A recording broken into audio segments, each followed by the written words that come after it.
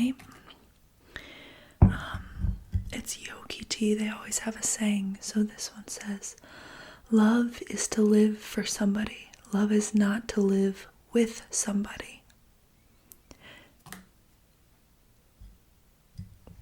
That seems kind of backwards. If I love someone, I'm not gonna live for them. I'm gonna want to live with them. Come on, Yogi Tea. Anyway, so the book that we're gonna be reading is called City of Bones by Casandra Clare.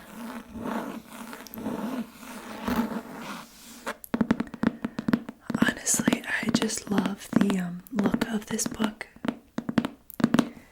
I think the blue cover with the gold on the ends of the pages, it looks so cool.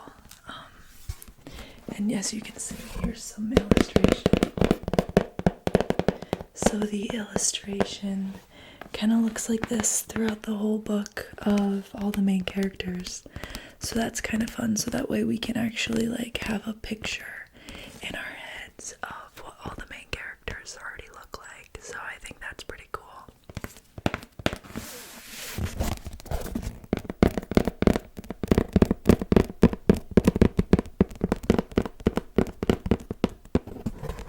Yeah, so I say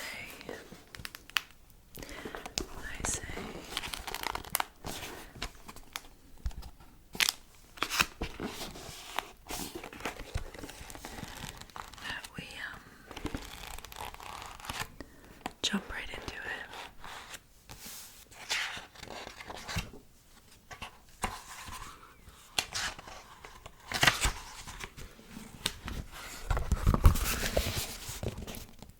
Looks like we've got a map. It seems our setting is going to be in New York. Here's Manhattan. This is where I used to go to school. Fun facts. And, oh, I used to live right there, Williamsburg. Shout out to anybody who lives in Williamsburg. I used to live there. It's like a nice part of Brooklyn. Not that Brooklyn isn't nice, but it's like a nice part of Brooklyn. I couldn't afford it, which is why I don't live there anymore, because it's ridiculous. Anyway.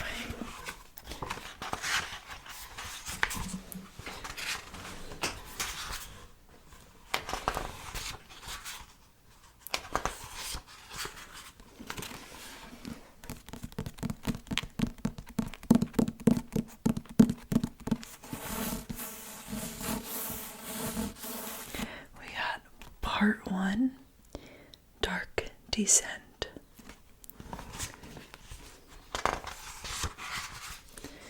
Chapter 1 is called Pandemonium.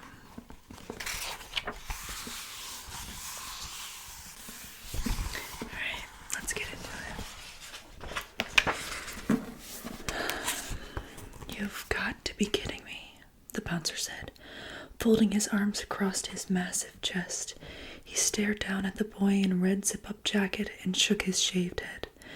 You can't bring that thing in there. The 50 or so teenagers in line outside the Pandemonium Club leaned forward to eavesdrop. It was a long wait to get into the all-ages club, especially on a Sunday. And not much generally happened in line. The bouncers were fierce and would come down instantly on anyone who looked like they were going to start trouble. 15-year-old Clary Frey, standing in line with her best friend, Simon, leaned forward along with everyone else, hoping for some excitement. Aw, come on. The kid hoisted the thing up over his head. Looked like a wooden beam pointed at one end. It's part of my costume. The bouncer raised an eyebrow. Which is normal enough looking, Clary thought, for pandemonium. He had electric blue-dyed hair that stuck up around his head like the tentacles of a startled octopus. But no elaborate facial tattoos or big metal bars through his ears or lips. I'm a vampire hunter. He pushed down on the wooden thing. It bent as easily as a blade of grass, bending sideways. It's fake, foam rubber, see? The boy's eyes widened. They were too bright and green, Clary noted. The color of antifreeze, spring grass. Colored contact lenses, probably. The bouncer shrugged, abruptly bored. Whatever, go in. The boy slid past him quickly as an eel. Clary liked the lilt to his shoulders, the way he tossed his hair as he went. There was a word for him that her mother would have used.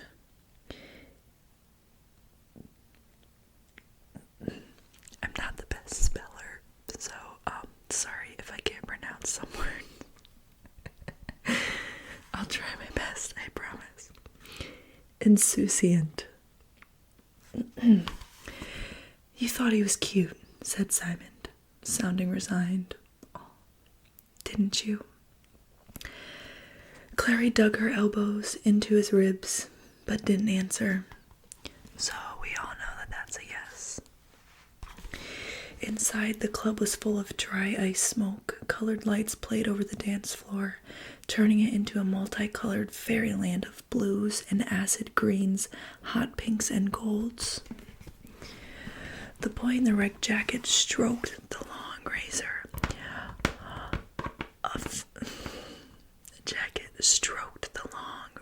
sharp blade in his hand, an idle smile playing over his lips. It had been so easy. A little bit of a glamour on the blade to make it look harmless, another glamour on his eyes, and the moment the bouncer had looked straight at him, he was in. Of course, he could probably have gotten by without all that trouble, but it was part of the fun, fooling the Mundies, doing it all out in the open right in front of them, getting off the blank looks on their sheep-like faces.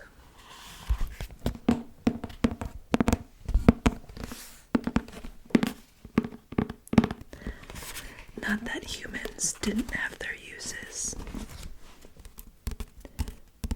The boy's green eyes scanned the dance floor, where slender limbs, clad in scrapes of silk and black leather, appeared and disappeared.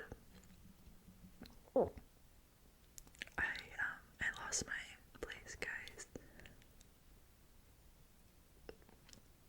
What did I just say? Oh, God. Here we go. Where slender limbs, clad in scrapes of silk and black leather, appeared and disappeared inside the revolving columns of smoke as the Mundies danced. Girls tossed their long hair, boys swung their leather-clad hips, and bare skin glittered with sweat. Vitality just poured off them, waves of energy that filled him with a drunken dizziness. His lip curled. They didn't know how lucky they were.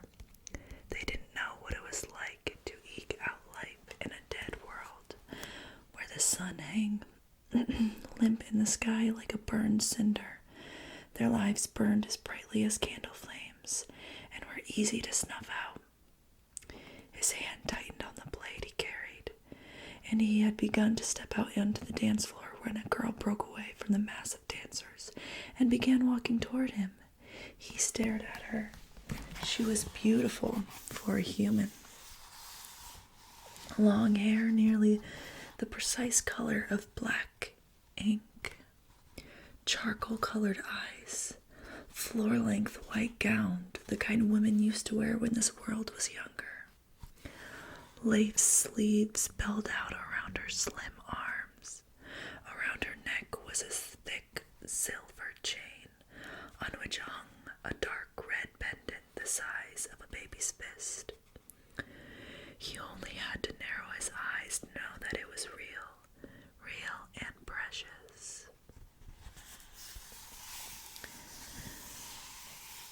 His mouth started to water as she neared him. Vital energy pulsed from her, like blood from an open wound. She smiled, passing him, beckoning him with her eyes. He turned to follow her, tasting the phantom sizzle of her death on his lips. It was always easy.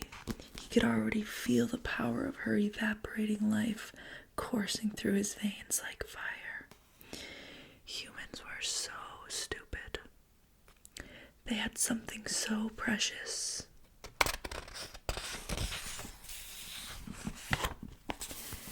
And they barely safeguarded it at all.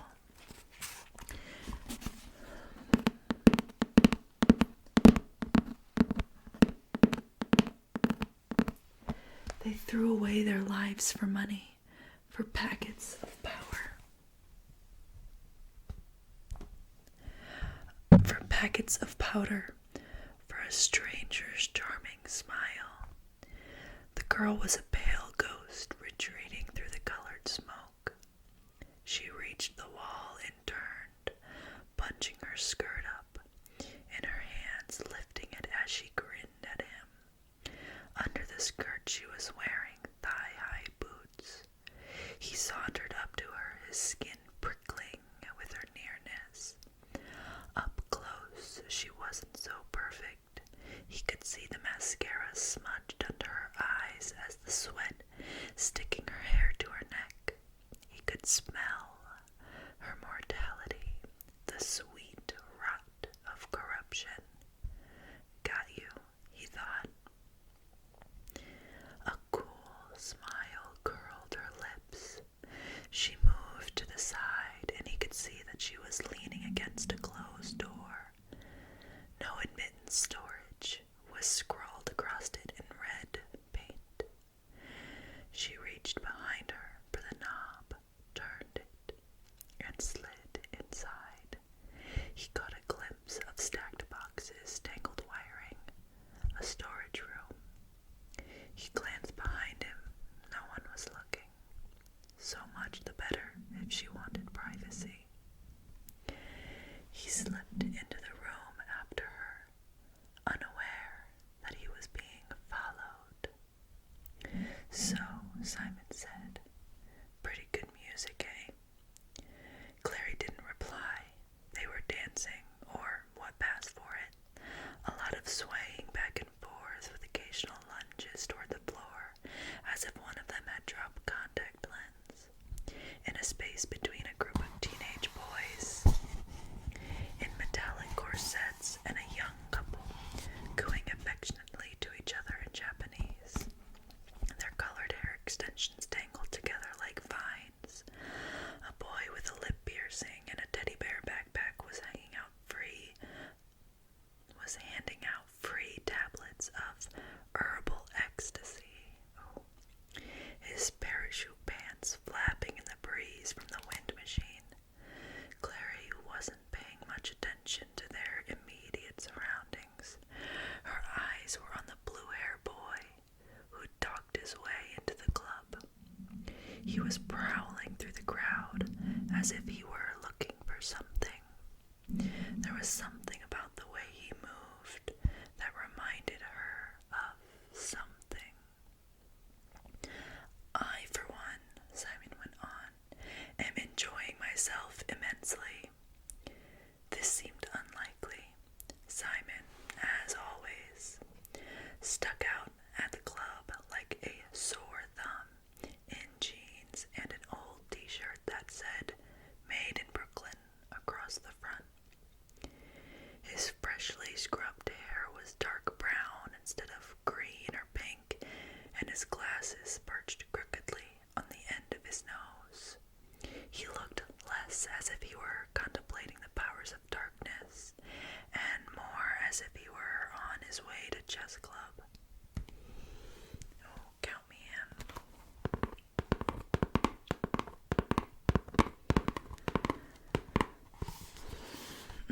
in. Clary knew perfectly well that he came to Pandemonium with her only because she liked it, that he thought it was boring. She wasn't even sure why it was like that. She liked it. The clothes, the music, made it all like a dream, someone else's life. Not her boring real life at all. But she always was too shy to talk to anyone but Simon. Oh, I get that feeling, girl.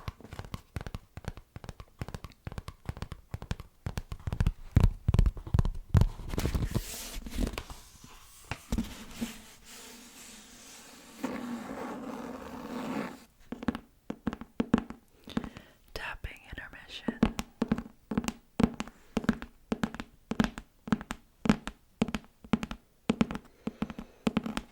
Oh, and I love the smell of books.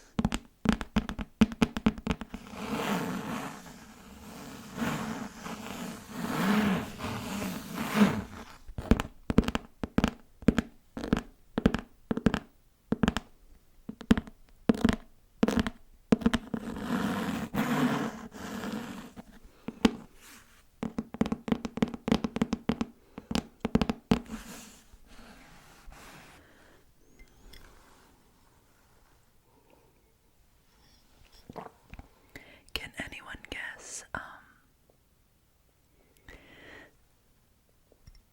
what this is from?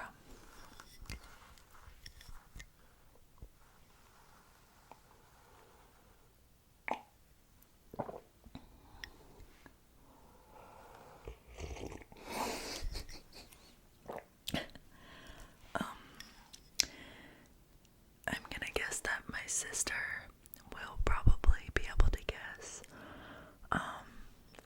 Because I always ask her anytime I ask her something, like, oh, guess where this is from.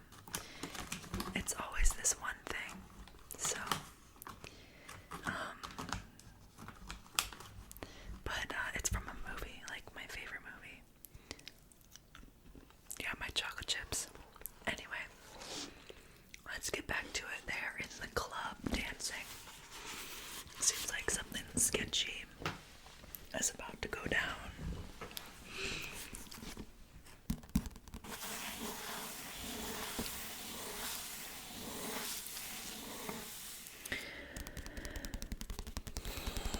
Clary wondered what would happen if she went up and introduced herself, offered to show him around, the blue-haired boy. Maybe he'd just stare at her, or maybe he was too shy. Maybe he'd be grateful and pleased and try not to show it the way boys did. But she'd know, maybe. The blue-haired boy straightened up suddenly, snapping to attention like a hunting dog on point. Clary followed the line of his gaze and saw the girl in the white dress.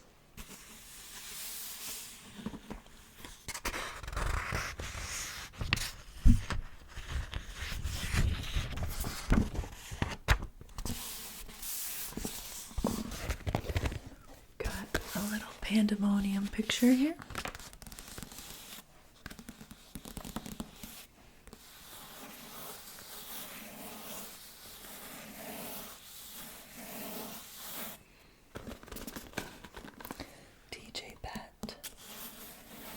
Fantasy night.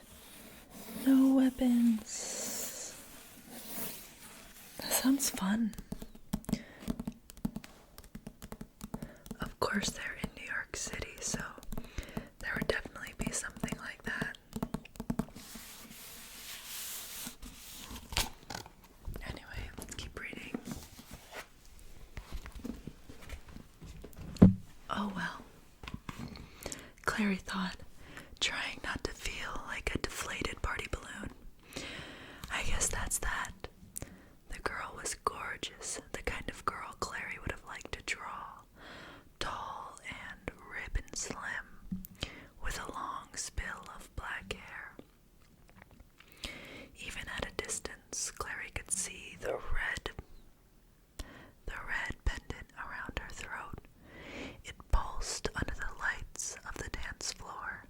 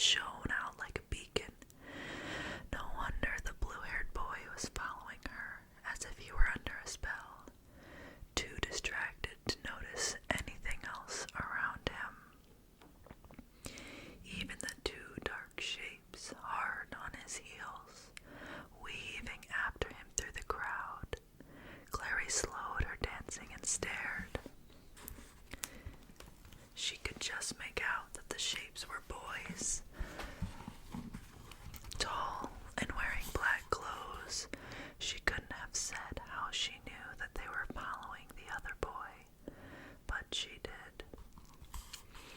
She could see it in the way they paced him, their careful watchfulness, the slinking grace of their movements. A small flower of apprehension began to open inside of her chest. Meanwhile, Simon added, I wanted to tell you that lately I've been cross-dressing. Also, I'm sleeping with your mom. I thought you should know. The girl had reached the wall and was opening the door marked No Admittance. She beckoned the blue-haired boy after her, and they slipped through the door. It wasn't anything Clary hadn't seen before. A couple sneaking off to the dark corners of the club to make out. But that made it even weirder that they were being followed.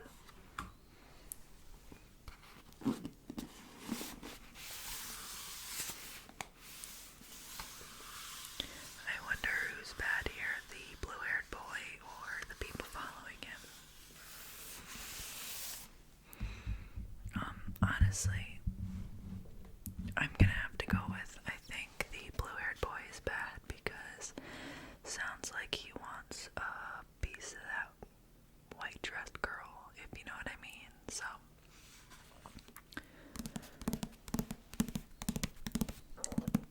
I guess we'll see.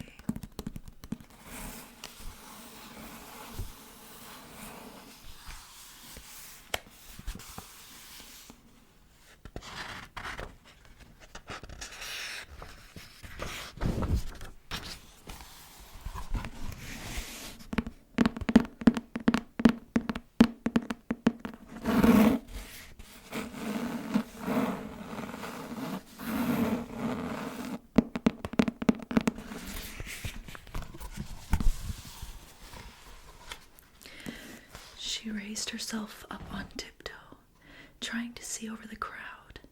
The two guys had stopped at the door and seemed to be conferring with each other. One of them was blonde, the other dark-haired. The blonde one reached into his jacket and drew out something long and sharp that flashed under the strobing lights. A knife. "Simon!" Clary shouted and seized his arm. "What?" Simon looked alarmed. "I'm not really sleeping with your mom, you know. I was just trying to get your attention. Not that your mom isn't a very attractive woman for her age." "Do you see those guys?" She pointed wildly, almost hitting a curvy black girl who was dancing nearby. The girl shot her an evil look. Sorry, Clary turned back to Simon. "Do you see those two guys over there by that door?" Simon squinted, then shrugged. "I don't see anything." "There are two of them. They were following that guy with the blue hair." "The one you thought was cute?" "Yes, but that's not the point. The blonde one pulled a knife." "Are you sure?" Simon stared harder, shaking his head. I still don't see anyone." "I'm sure." Suddenly, all business. Simon squared his shoulders. I'll get one of the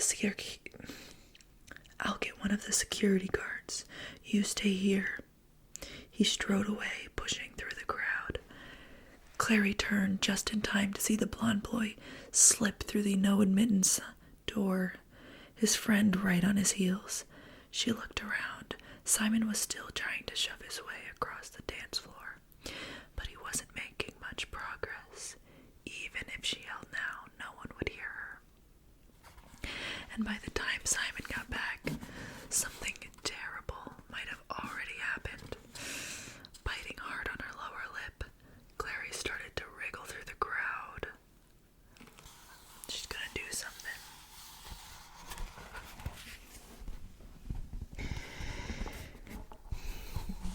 "What's your name?" She turned and smiled. What faint light there was in the storage room spilled down through the high barred windows, smeared with dirt, piles of electrical cables, along with broken bits of mirrored disco balls and discarded paint cans littered the floor. "Isabel." "That's That's a nice name. He walked toward her, stepping carefully among the wires in case any of them were alive. In the faint light, she looked half transparent, bleached of color, wrapped in white like an angel.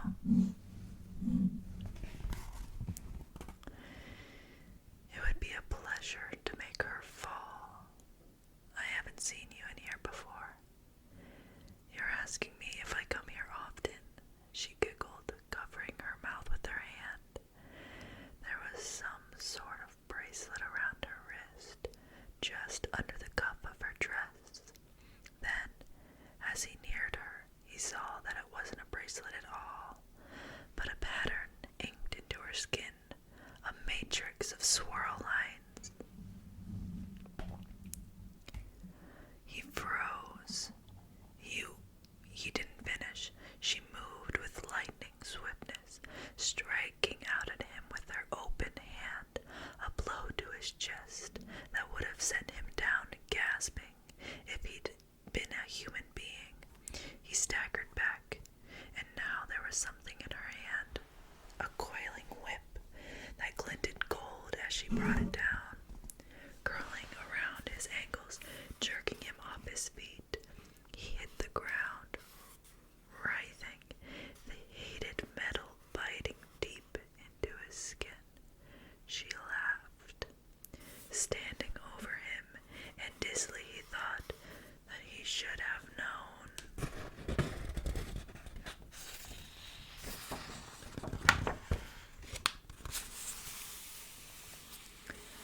So now the girl's on attack here.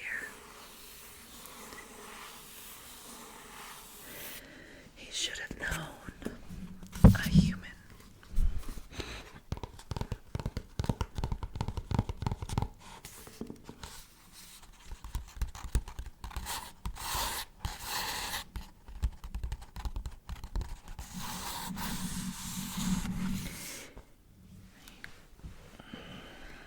He should have known. A human girl. I'm sorry.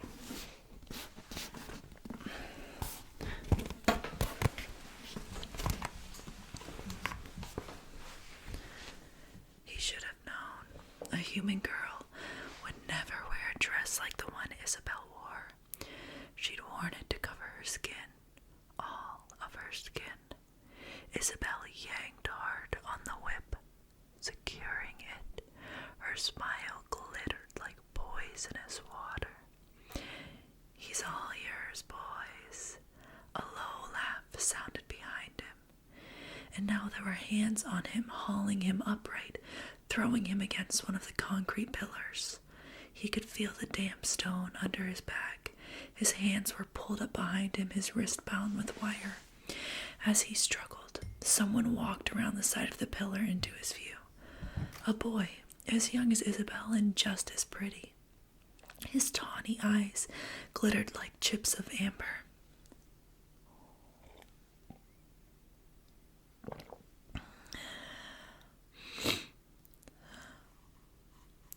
So, the boy said,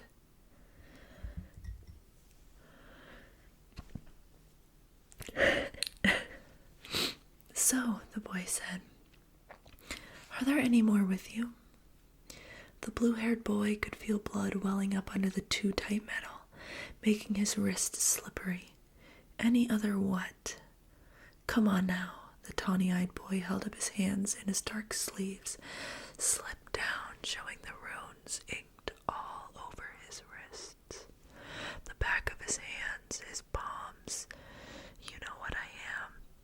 Far back inside his skull, the shackled boy. Second thought. Second set of teeth began to grind. Shadow Hunter, he hissed. The other boys grinned all over their face. Got you, he said. Oh, this is getting intense. Clary pushed the door to the storage room open and stepped inside. Oh no. For a moment, she thought it was deserted. The only windows were high up and barred,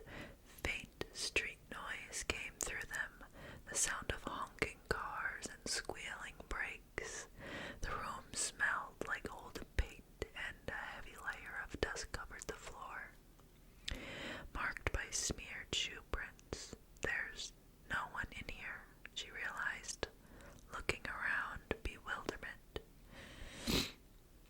It was cold in the room, despite the August heat outside.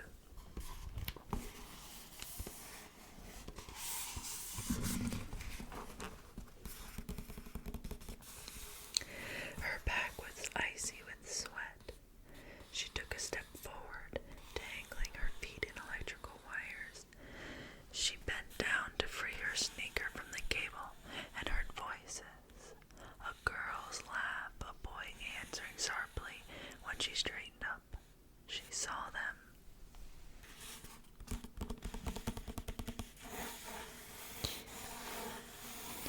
It was as if they had sprung into existence between the blink of her eyes and the next. There was a girl in her long white dress and her black hair hanging down her back like a damp seaweed.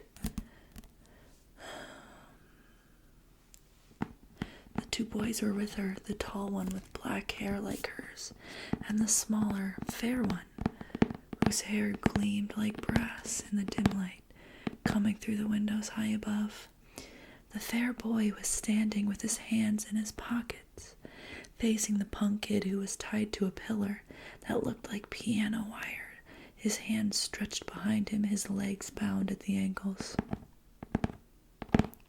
His face was pulled tight with pain and fear, heart hammering in her chest. Clary ducked behind the nearest concrete pillar and peered around him. She watched as the fair-haired boy paced back and forth, his arms now crossed over his chest. "So," he said, "you still haven't told me if there are any other of your kind with you." Your kind, Clary wondered what he was talking about. Maybe she'd stumble into some kind of gang war. "I don't know what you're talking about," the blue-haired boy's tone was pain, but surely. "He means other demons," said the dark-haired boy, speaking for the first time. "You do know what a demon is, don't you?" The boy tied to the pillar turned his face away, his mouth working. "Demons," drawled the blonde boy, tracing the word on the air with his finger. "Religiously defined as hell's denizens, the servants of Satan."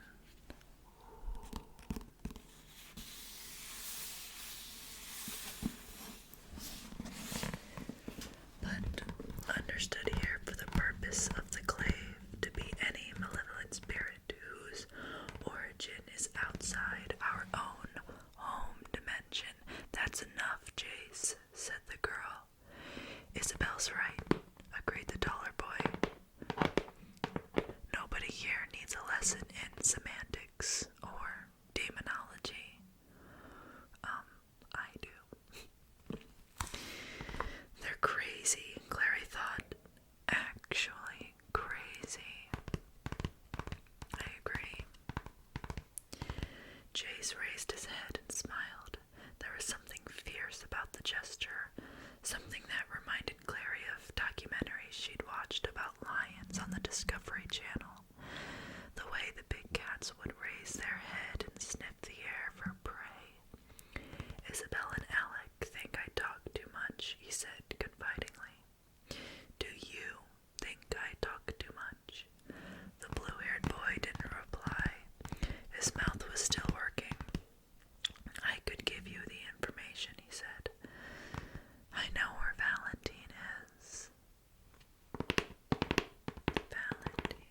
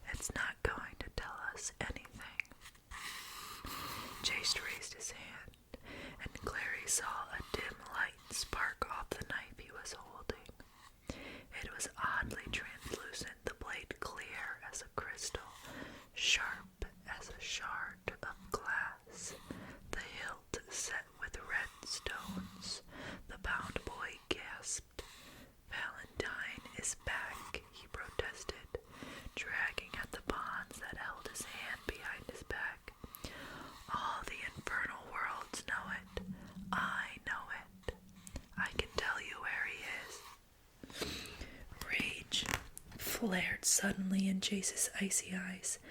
"By the angel, every time we capture one of you bastards, you claim to know where Valentine is. Well, we know where he is too. He's in hell. And you," Jace turned the knife in his grasp, the edge sparking like a line of fire, "you can join him there.